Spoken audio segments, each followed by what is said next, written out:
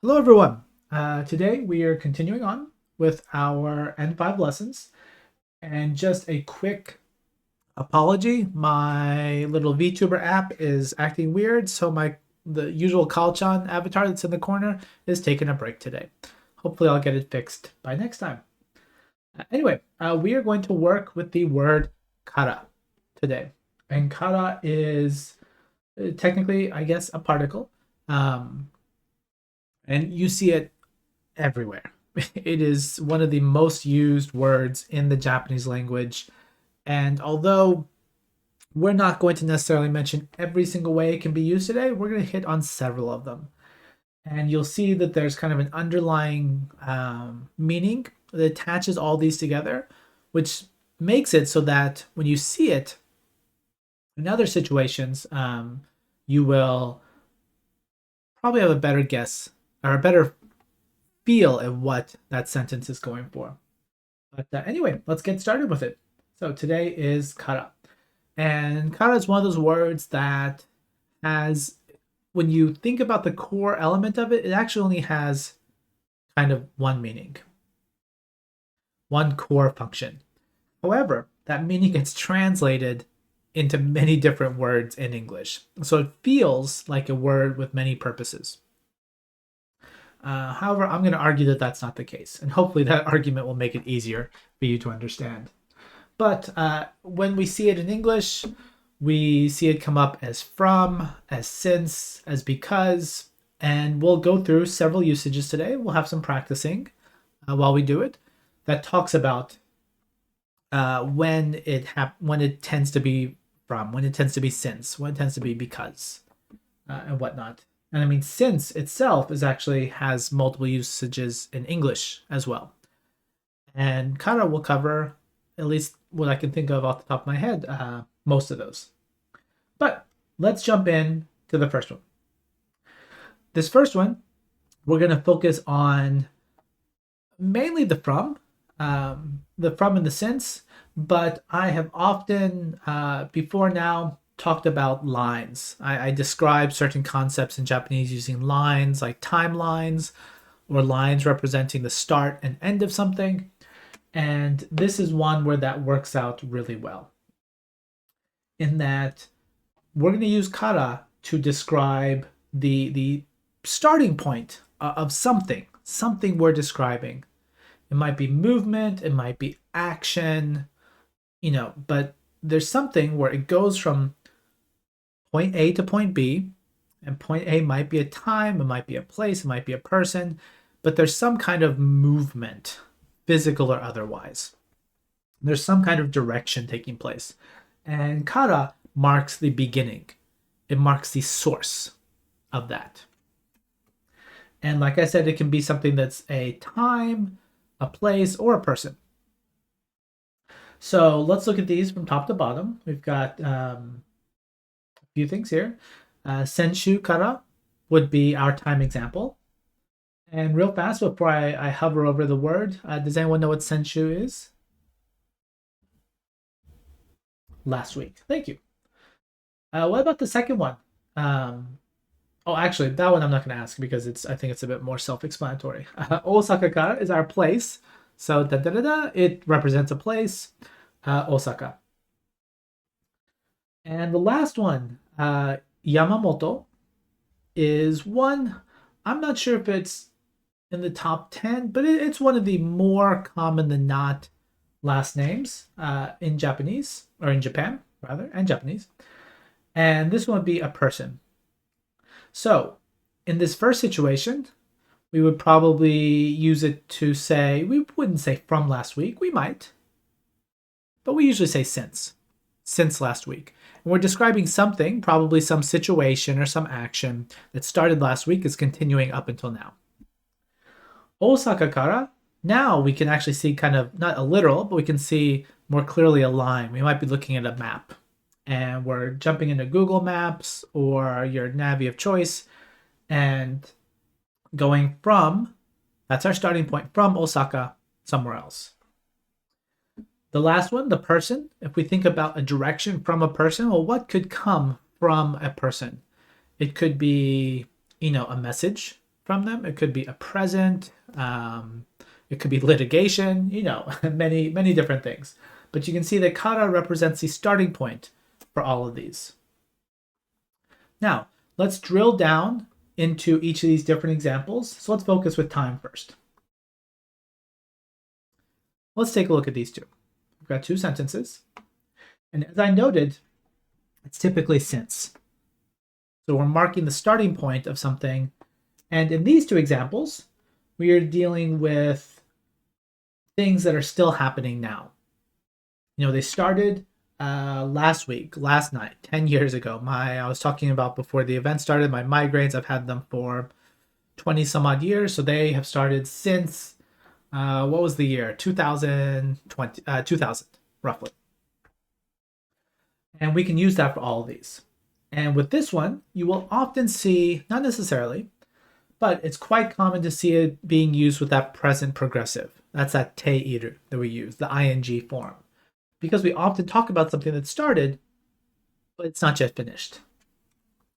So if we look at this first one, and hopefully this will be something you can say soon, but I hope it's not something you can say now, because I don't want you to have to study while you're on vacation. But if you started traveling, there's that starting point. Last week, you're still doing it now, you could say, Senshu kara ryoko shiteiru. So if we could drop off that time phrase we just learned and look at just the core, it says, I am traveling. Adding that, we're dropping a time point, a start point, saying, since last week, or from last week, but we usually say since last week, I've been traveling. Now, there are ways to mark the end of the action as well, but we'll get to that later on. But you often see it in this format. Now, here's a word that you don't hear quite as much, but yube, which is last night or last evening. And you could say it's been raining since last night. Yube kara ame ga futte imasu. So, since last night, it's been raining. Has the raining stopped? No. It's still ongoing. And that's all there is to it. We can use this kara to mark the beginning of an action. And then in these examples, and like I said, we'll have some examples where there's an ending point too. But right now, let's keep it simple. We've got kara marking the starting point of some action. So I'd like you to practice if you feel like doing it. Of course, as most of you know, you're not required to. No one gets called out. But if you're in the Discord with us right now, or if you're just sitting at home and looking at this video, give it a shot. Even if you change a single word from the examples that are on the screen or the example that someone else gives, that is still enough to count as practice, to benefit you in some way, however small it might be. So let's give it a shot. I presume you're all studying Japanese because you're here. And so I'm curious as to when. Since when have you been studying Japanese?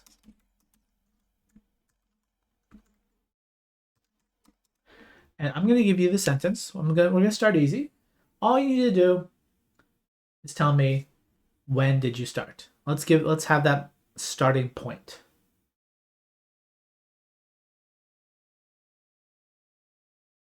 Nani nani, or itsu itsu. Itsu itsu kara Nihongo wo narande imasu. Now, I'm going to throw out an answer to a question that hasn't been asked. Some of you are going to give, actual numbers. For example, you might say, in my case, it's been a while, so I'm going to say roughly since the year 2000. However, some of you might want to say, you might want to use some relative time phrases. You might want to say since 3 years ago or since 2 years ago. And you can do that. The trick you want to do is, instead of using a point in time, those are the examples we have on the screen. Senshu, that's a point. Yubei, that's a point. And that's fine. But if you want to say, give a length of time, for example, I'm going to say 3 years ago, you would give something like this. You'd give the length, sannen, and then you'd say mai. That's before. That's in some ways ago. So before now, 3 years before now, and then the kara from that point. 3nen mai kara nani nani nani. And that works as well. So give an absolute time or give us a length of time, add that mai to it, and they both work.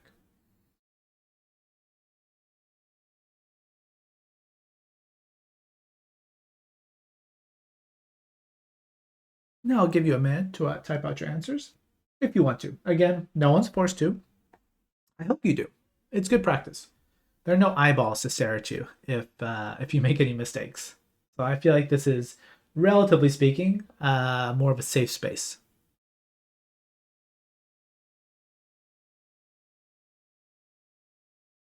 Now, this is one of the infuriating things with Japanese, is that when you count lengths of time, you have to do different things depending on which counter you're using. If you're talking about years or days or weeks or whatever. And so with years, the one I gave, you could say sannen mai. However, with months, if you want to give a number of months, you cannot, the counter for months is not gatsu or getsu or tsuki. It's actually this guy. It looks like this. And there's different ways you can write it. And if you have a Japanese IME, you can type in Japanese on your computer. Try this. Give this a shot. Type out what I just typed out, kagetsu.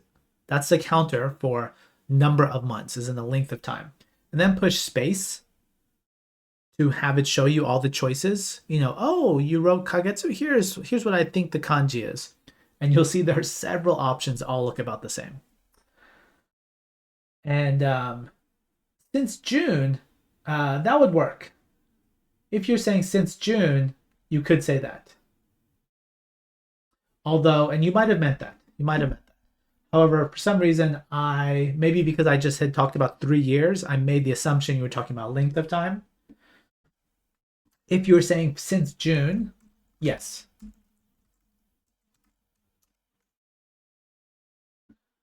Good question. No, sengetsu, which I honestly don't hear that much. I feel like this is more common. Nikagetsu mai. If you said nikagetsu, that's a length of time. So you would say nikagetsu mai. However, if you use sengetsu, that's a point. You don't measure that with a line.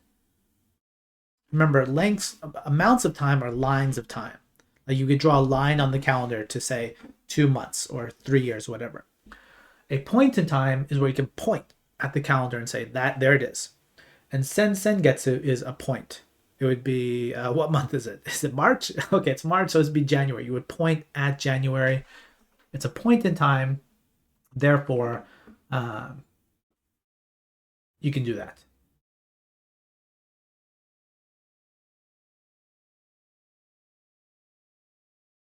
Anyway, I didn't really have a chance to look at everyone's answers. And don't forget, we are at a beginner's level.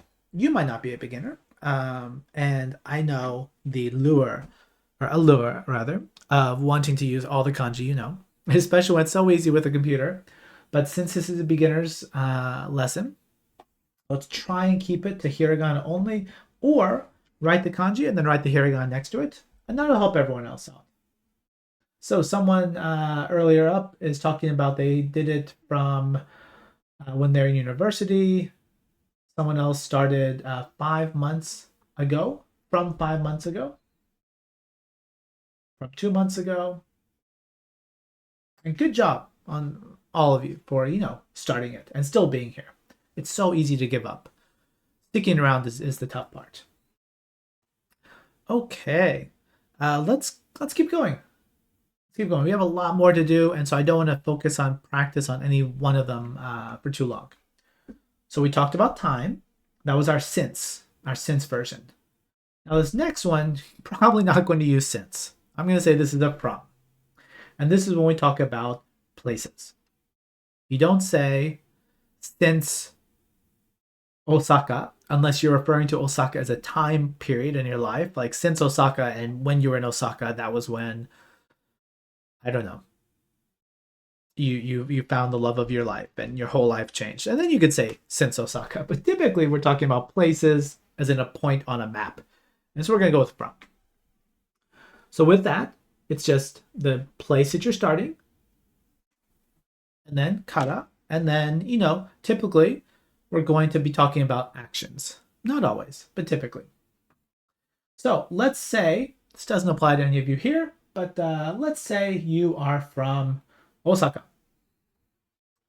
So when would you use this first sentence? Before I continue, just take a guess. I'm just curious.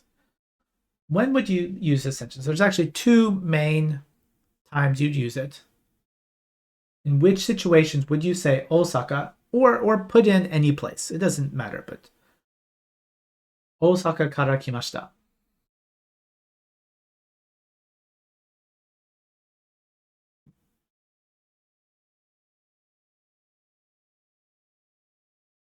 Now it's actually a bit trickier than you might think, which is why I'm asking. So one of the answers is very obvious. The other one, maybe not quite as much.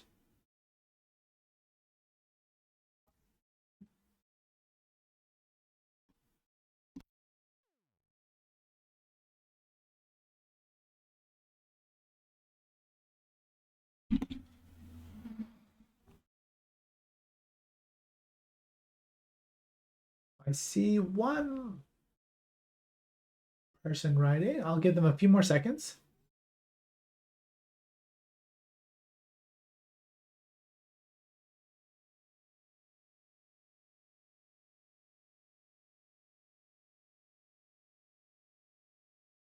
Okay, so if the person that's typing, feel free to keep typing. I'll go with the easier of the two. You can use this to say, you literally came from Osaka. For example, yesterday, you're traveling. We were talking about traveling before, and you're in Kyoto now, but you were in Osaka before. And you said, I came from Osaka. And because someone's saying, oh, you're traveling, so where have you been? Where did you come from? And you say, well, I came from Osaka. So the literal movement from Osaka, you could use this. However, you can also use this to talk about your hometown. And this might be strange when you're still in the stage of wanting to literally translate your English or whatever your language happens to be over into Japanese, and you're thinking, well, I want to say I'm from Osaka, or for me, I'm from Dallas. And so I would say, you might be inclined to say something like this. You might think, well, I'm going to say I'm from Dallas kara desu, but this doesn't work. This would sound very strange.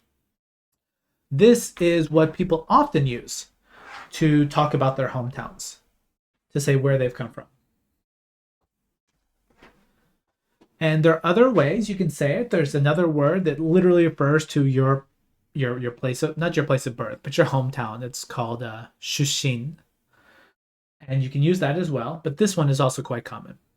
Okay, enough talk about that single sentence, but you can see Osaka's marking that starting point in either situation. Whether you came from Osaka yesterday or you're from Osaka originally, this is still that starting point. Because of that, if you have been forced to stand up in front of your class and give those self-introductions, the Jiko Shokai in Japanese, then this was probably part of what you said. And this is why.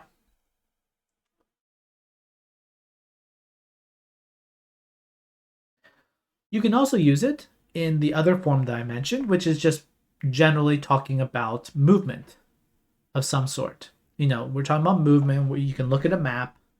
You can say, I went from A to B, and this is marking the A.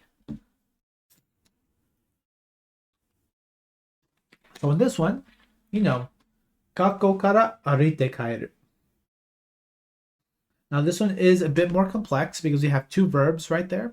But you could look at just the first verb. We could simplify this, and I'm going to drop into this chat. It's going to have the kanji in it because I'm copying and pasting. But let me give you Gakko kara arukimasu. I walk from school, which is fine. But in this sentence, we're talking about walking home. I walk and I return. Gakko kara aruite kaeru or kaerimasu in the polite form. Now, let's keep going. We've done time. We've done place. Now we're going to do people. And this is, again, we wouldn't use since. We're using from in this situation. And the format, my accents are off. The format is exactly the same. We're still attaching the noun right onto the kara, and it's being used to mark the source of whatever's going on. However, in this case, the sense of, drawing a line or something on a calendar or drawing a line on a map, it gets a bit more tenuous. And you're going to see that it's not necessarily a physical thing that you can perceive. So let's look at the first example. We've got our Yamamoto-san from before.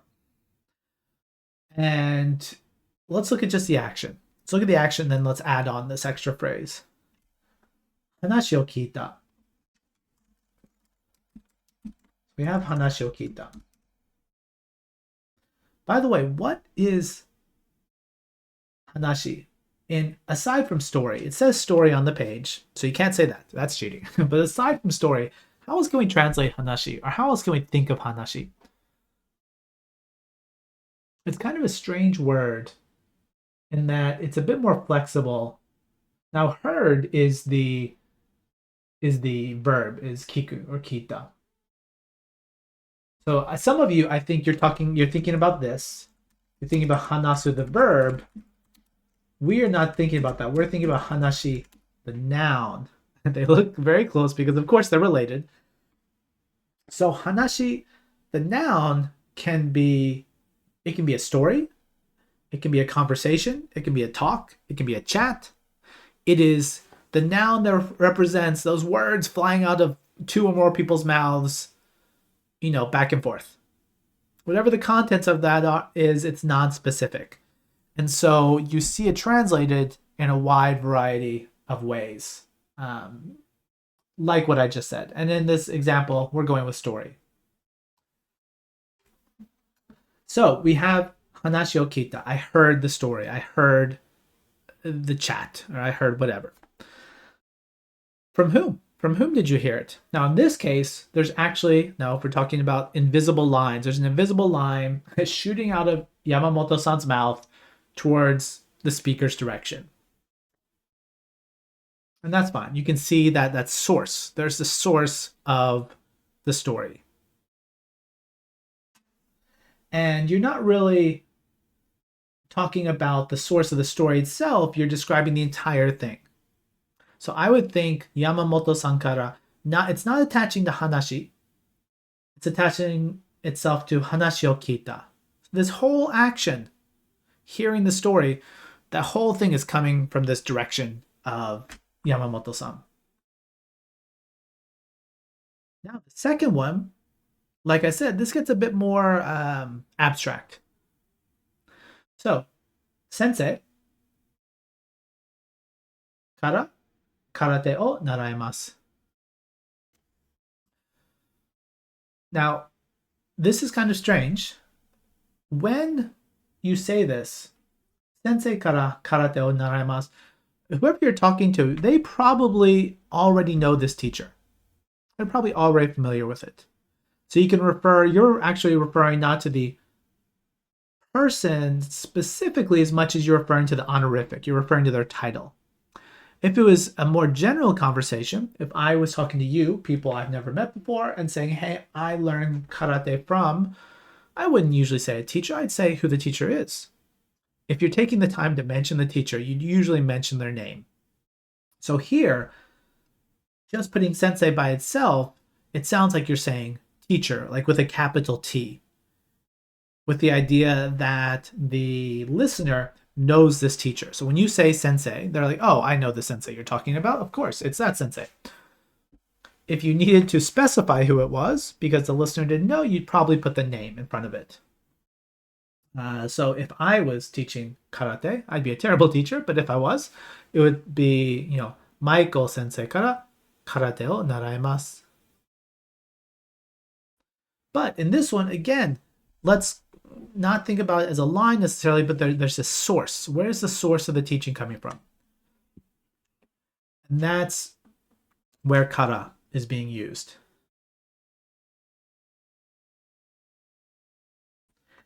And hopefully you're starting to see a bit of a pattern here. And like I said, although it's since or from, depending on what comes before, and we're going to see soon it can also be because, or also and then, we all see a starting point for these actions, for these descriptions. And regardless of the English it's used, that is true throughout all of them.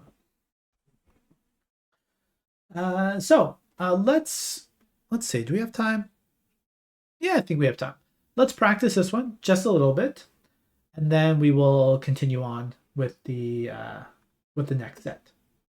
So, what I would like you to do is, what can we talk about something that we got from someone else? Let's switch over to the, I'm not sure if we've learned this in these lessons or not. I can't keep them all straight in my head. But let's talk about the actual receiving thing. If I'll let you take a guess. If you want to say I got something from someone, we're using this kara, what would you guess is the verb that we use? There's probably two that you're thinking about. The question is, which of the two is it? So if you want to say, I got some money from Michael, which would be great. I'm not giving any out, but fill in the blank. Which of our two receive verbs do you think we're going to use? We have 2 votes for moral so far. I'm not sure if that's right or not. Let's see what a few other people have to say.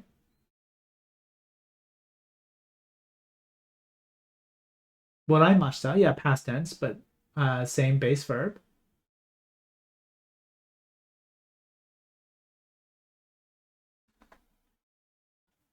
Agemashita would not be correct. Agemashita is if you, the speaker, or the actor in the sentence, the subject, is doing the giving. Ageru is always for giving. Morao is always for receiving.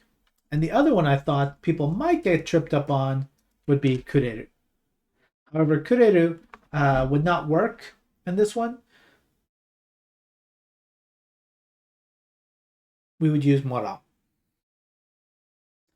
Kureru is, well, I'm going to hold off on that. Let's keep it simple. Morao is to receive. And you use it when you, the receiver, is the subject or the topic of the sentence. So, in this example, going back to what we had before, if you were to receive money from me, let's say you received it. The receiving is done. You'd have something like this. Michael kara okane o moraimashita. I received money from whom? From Michael. Or Michael. So tell me, what's something you've gotten recently? And who did you get it from?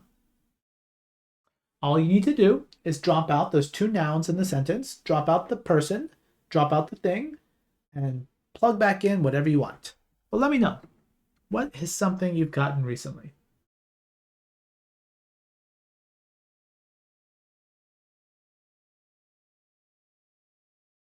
I'll be right back as you're typing out those sentences.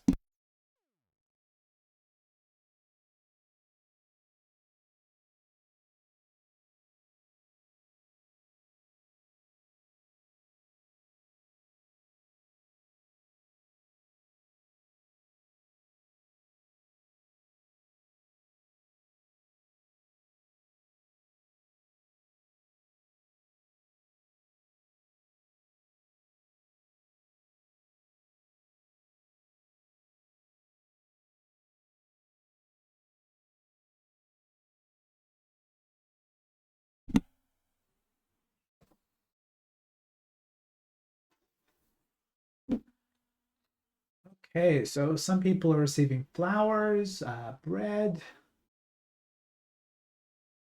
burrito.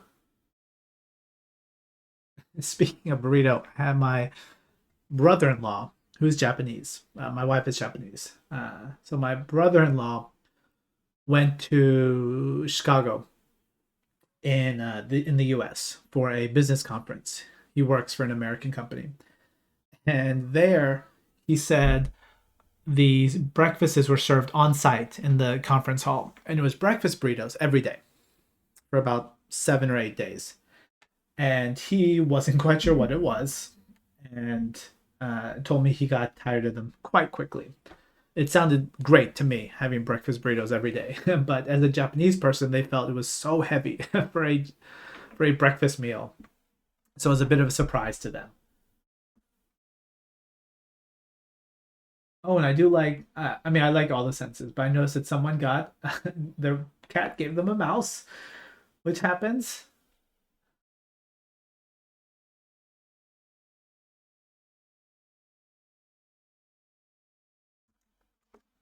For that last sentence, the last one that popped out, tabemasu is the action, so you're probably thinking food, tabemono, which would be the noun. Anyway, excellent. Thank you for all the different sentences we got. It's great. Let's keep going. Let's see what we've got next. So we've talked about the from, which means we need to talk about the to as well. And you've probably heard this, but it is made. Kara made can work as a pair, and it can be used to talk about time, talk about places, um, even people in some situations. But we're going to focus on time and places here, and to mark the source or the beginning and the end. The little, if you're wondering, the little tilde in the middle, we just use it. Often comes up in Renshu when it's talking about some number of words that appears in between those two. Like you would never see karamade next to one another. You'd have to see them, separated by a bunch of stuff. So let's look at a few examples. So if you have a quote unquote typical job, you might say this. 9時から5時まで仕事します. I work. Where's my starting time? 9時. Where's my ending time? 5時. And I'm working then. And you can have those concrete times where it's, a specific exact point. You can also use it if you're talking about more general things from morning until evening. 子供は朝から晩まで外で遊んだ. That sounds nice. Not in the weather that we have now, but once it warms up a bit, sure. So the kids played outside from morning until evening. Now, you could, some of you might be wondering, could you move around some of the stuff in that sentence? You could switch the place and the times. Like you could take the soto de and put it over here at the beginning and say, Kodomo wa soto de asa kara ban made. And that would be okay. But typically, you're going to want to keep this together. The kara made is typically, right next to one another, but you're going to have those nouns dropped in there. Now, we can also use this for places, of course, from A until B. And if you ever have the chance, I've never done this,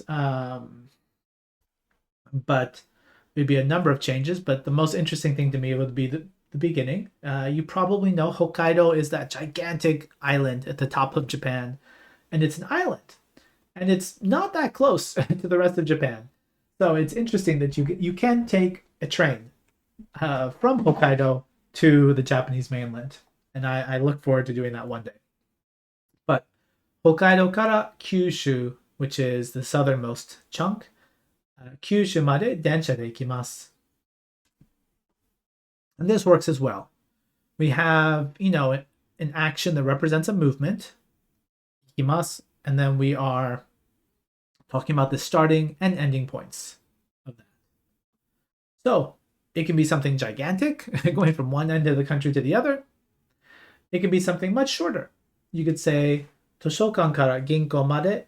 So that would be from the library to the bank. 自転車に乗った. I rode my bicycle from the library to the bank. And both of these are fine.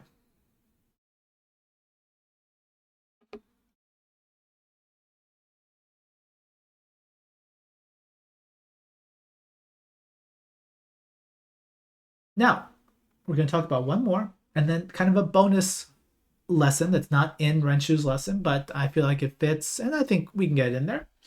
Let's keep going. So we've talked about nouns so far. People, places, times. However, when you think from, or since rather, or actually kind of a mix of both, you can think, well, I can use verbs with that, right? And you can. Although with verbs, it changes just a bit. Although I would argue that core meaning is still in there. That whole marking the source of things, it's just kind of a different kind of source. And hopefully you agree with me. So let's take a look at how this works. Te kara. Now te is referring to the te form of the verb that comes before it. And you can use this to show after. After in the sense of one action happens, after that action, this next one happens. And in my headcanon, I'm thinking, well, there's the source. Not necessarily the cause, but if you have a line of actions, in the same way that you have a line of locations or points of time, you've got one that's starting, and then the one that comes after that, and kara is going to mark that first one. So in that sense, it is quite similar. So let's take a look at a couple of sentences. 晩ご飯を食べてから宿題をします. After eating dinner, I'll do my homework. And there is another phrase that means after doing something, which can also work. But this one feels like there's a bit more of a stronger connection between the two in the time sense. In that I feel like this person that's speaking, they're going to have dinner, and then right after dinner, relatively close to dinner, they're going to do their homework. And there's not going to be a huge gap in between. And you can use this to report information, as long as it's just any two actions, one coming after the other. So, but you can also do it with suggestions. You can use our verb conjugations at the end that say, hey, let's do this, or please do that. Those work. And if you can hear that loudspeaker coming in from my window into the microphone, Japan loves to make public announcements via cars that drive around neighborhoods with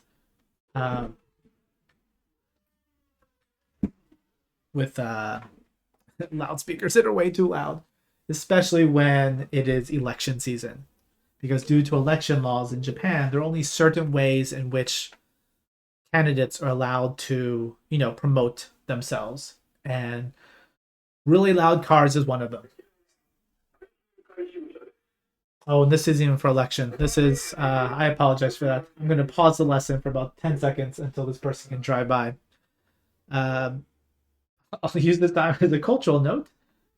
If you can't hear it, they have in America, for example, you can, at least at where I lived, there's big trash pickup days where you can drop off huge pieces of trash that will get picked up, and then some people will go and pick up trash from other people's places. But that aside, in Japan, to throw away trash that's above a certain size, you often have to pay extra money. You buy what's basically like a ticket, and then it's like a sticker. you paid for that sticker. You paid like 300 yen or 500 yen for that sticker, and you stick it onto the object, and then that allows it to get picked up at certain times. And it changes from, area to area. But they have, and the person that just came by, they were a truck that's saying, give me all of your big stuff. I'll take your TVs, I'll take your computers, I'll take your, broken or not broken, it doesn't matter. And they were driving around collecting that. Okay, they're gone. We can continue learning. Great. All right, so again, the second sentence, we've got a suggestion here. Instead of just a, this is what I did, or this is what I'll do, they're saying, after school ends, let's do something. 学校が終わってから何かをしましょう. And like I said, you could use it for a suggestion. You could use it for a request or a command. And I'm going to steal the first half of that sentence. This might be something that your mother says or the teacher says, but it might be something like this. 学校が終わってから早く帰ってください. Please, after school ends, please go home soon. Which might happen in my area because we have, believe it or not, and I'm not in a super rural area. I'm in a suburban area. We have maybe 3 or 4 times a year, within a kilometer or two, inoshishi that appear. Does anyone, what famous Japanese anime made people actually know what inoshishi are?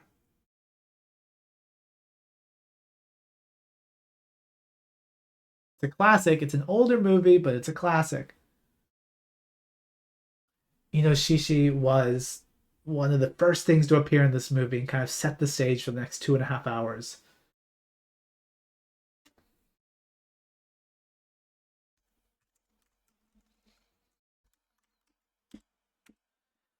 Inoshishi is a wild boar. The movie, which if you haven't seen it, I highly recommend it, is Mononoke Hime, or Princess Mononoke. And the protagonist is, in the first 2 minutes of the movie, is affected some way, I won't spoil it, by a boar, a wild boar. And we literally have those appear in our not our direct neighborhood, but close enough to where the school lets us know, hey, there's an inoshishi nearby. If you haven't heard that anime, you should watch it. You really should. It's one of the Ghibli films. But anyway, back on topic. Let me focus. It's quite good. Recommend it. Anyway, we've got this teikara that shows a link. A happens and then B happens. Although, and let me specify, it does not imply causality. It is not saying because school is over, let's do something. It is saying after. After school is over, let's do something. Now, it's worth noting, because this is something that comes up on Renshu all the time, and people say, well, what if I say it this way? In English, we could say, let's look at that sentence, that second sentence. In English, we could say this. We could say, after school ends, let's do something. We could also say, let's do something after school ends. We're flipping the two. As long as the after is attached to the clause, we know which one comes first. In Japanese, however, that's not allowed. That teikara is going to come first. So the first action is going to get that te form. Kara, so that's marking the source, that's marking the beginning, and then you're going to have whatever comes after that. That's it. That's all we have today. Now, I wanted to mention one more thing. It is a bit beyond this level, but I believe it's still in the N5 level. There's one more kara usage that, since it's so close, I figured I'd go and use it, and because I feel like it ties into this sense of kara marking the source of something. And let me give you a quick example. Let me type it up for you. I don't have any panels to show you for this one because it's buried in a different lesson somewhere. But Let's see.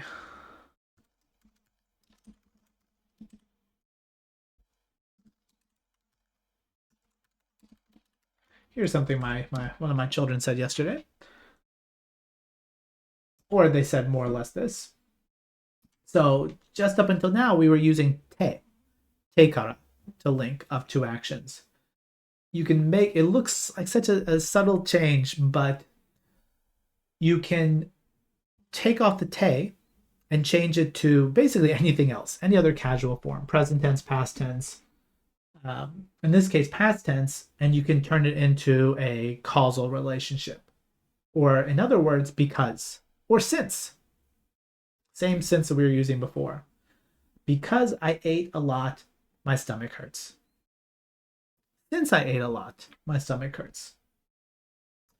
And again, so I don't expect you to internalize all this, but I just wanted to mention it because I think you'll see that, hey, kara actually is doing the same thing no matter where it is. It is always mentioning the beginning, the source of something. In this case, it's mentioning the source that causes the thing that comes after it. You know, on the sentences we had, I'll bring them back up. In these sentences here, it's mentioning there's no causal relationship, but we have an order of actions, and it's mentioning the first action.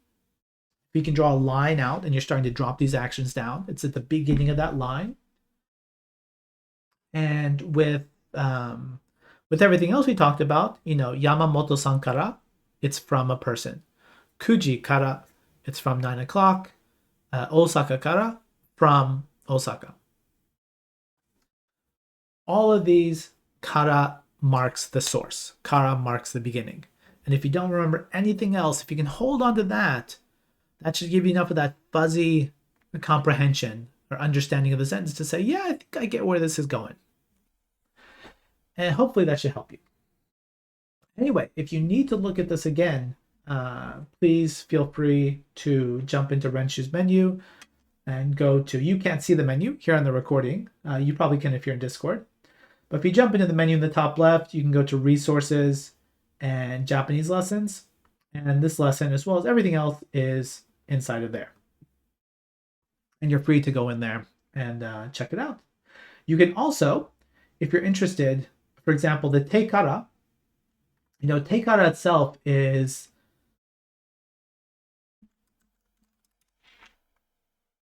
not really, it doesn't really mean anything else. And so if you look up te kara in the dictionary, you will find a ton of this exact grammar form. And so that can help as well. And that was the, you can't see it in the recording, but that's a little book icon in the top right. And yes, dakara is exactly the same thing. It's just dakara is kind of a shorthand. We learn it, but if the first thing, that source that we're talking about, is a noun or a non-adjective, we're going to use da. We have to use the da, and then it's kara. So technically speaking, dakara is not a word. Although Renshu and many other resources will have it as a single unit.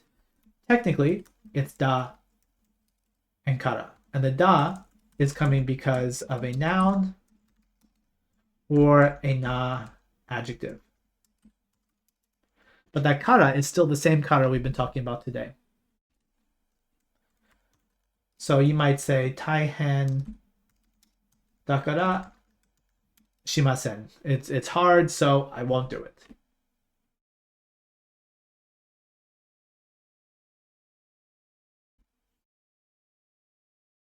Anyway, thank you so much for joining us today, and I hope you will join us for our next lesson.